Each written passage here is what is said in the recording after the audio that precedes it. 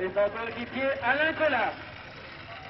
Voilà, et bien donc nous sommes à Biarritz, il est à peu près 8h30, c'est l'arrivée des premiers équipages de ce 18e Tour de France automobile. C'était une étape qui partait d'Albi, ça fait à peu près 421 km exactement d'ailleurs jusqu'à Biarritz. Et dans l'une de ces voitures, une coéquipière qui s'appelle Christine Caron. Je crois qu'ils ont eu quelques problèmes avec leur boîte de vitesse. Le circuit de Morano s'est bien passé, mais à Saint-Pé, à la côte de Saint-Pé, je crois qu'ils ont eu quelques problèmes de moteur. Nous allons savoir tout de suite. Nous allons lui demander ses impressions. S'il vous plaît. Hop. Ici, s'il vous plaît. Ici. Voulez-vous vous serrer? Je vous serrez bien les mains. M'excuse mon vieux. Fais ton boulot, mais prenez. Bon, Christine Caron, venait de disputer donc cette étape Albi-Biarritz. Comment ça s'est passé? Bah bien, sauf que à la fin, je sais pas, on a des problèmes avec la boîte. Je sais même pas si on va pouvoir repartir maintenant. Ah bon, vous avez beaucoup de problèmes? Qu'est-ce qui se passe? Vous savez ce que c'est? Bah, je sais pas exactement, vous avez demandé à Jean-Claude, parce qu'en mécanique, il s'y connaît mieux que moi. Le circuit de Logaro, comment ça s'est passé? Ah, très très bien, oui. Et Saint-Pé?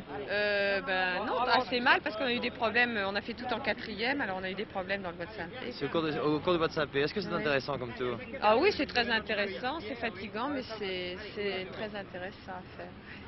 Jacques Almeras, vous êtes 4e au circuit de Nogaro, ça a bien marché, vous êtes content de votre journée? Oui, ça a très bien marché. Là, au bois Saint-Pé, ça a un peu moins marché.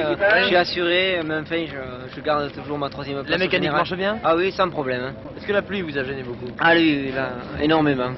Ça glissait à moitié, c'était très très mauvais. Alors on a assuré. Claude Ballolena, donc l'un des grands favoris de cette course, comment ça a marché aujourd'hui? Au plus mal.